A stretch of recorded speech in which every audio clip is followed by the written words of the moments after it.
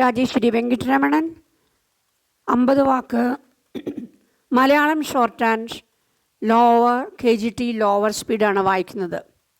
School യുവജനോത്സവം കേരളത്തിൽ വർഷം തോറും അരങ്ങേറുന്ന യുവജനോത്സവം, കലോത്സവം തുടങ്ങിയവ ലോകത്തിൽ തന്നെ ഏറ്റവും വലിയ മേളകളായിട്ടാണ് കണക്കാക്കപ്പെടുന്നത്.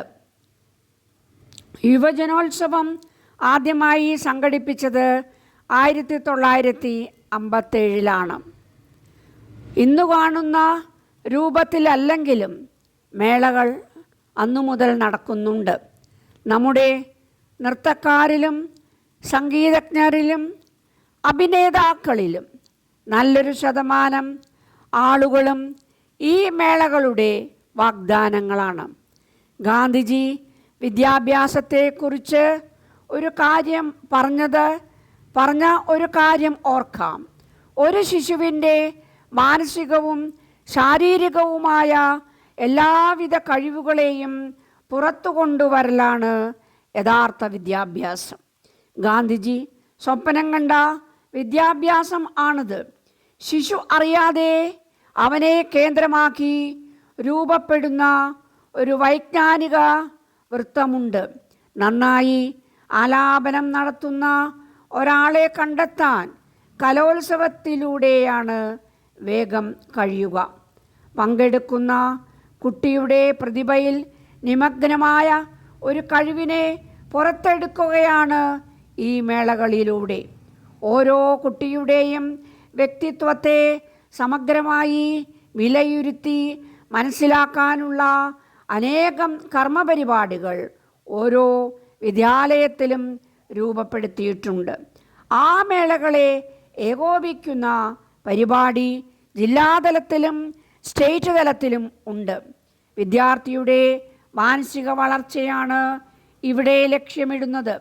സ്കൂൾ പാർലമെൻറ്റുകൾ, സോഷ്യൽ സർവീസ് ലീഗ്, സയൻസ് ക്ലബ്ബുകൾ, NCC, ശാസ്ത്രമേളകൾ, കരകൗശലമേളകൾ തുടങ്ങി ധാരാളം പരിപാടികൾ വിദ്യാലയങ്ങളിൽ നിർവഹിക്കുന്നത് ഗാന്ധിജിയുടെ വാക്യത്തെ മുന്നിൽ കണ്ടുകൊണ്ടാണ്.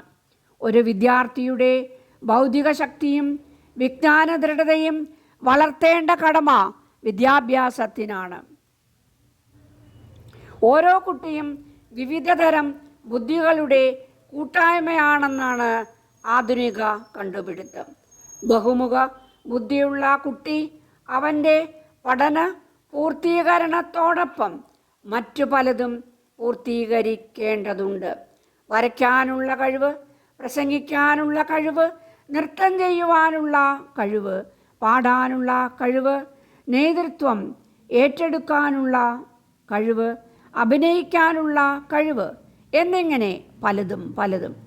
എല്ലാവരിലും ഒരുപോലെയല്ല ഈ കഴിവ്, ഏറിയും കുറഞ്ഞും ഇരിക്കും. ഇത് കണ്ടെത്താനുള്ള വേദിയാണ് യുവജനോത്സവങ്ങളും ബാലകലോത്സവങ്ങളും. ജന്മസിദ്ധമായ ഏതെങ്കിലും കഴിവില്ലാത്ത ഒരാളും ഇല്ലെന്നാണ് മനഃശാസ്ത്രജ്ഞന്മാർ പറയുന്നത്. കലാസ്വാദന കൗതുകത്തെ വളർത്തിയെടുക്കുക, വാസനാസമ്പന്നരായ വിദ്യാർത്ഥികളെ കണ്ടെത്തി പ്രോത്സാഹിപ്പിക്കുക എന്നതെല്ലാം ഇതിൻ്റെ ഭാഗമാണ്.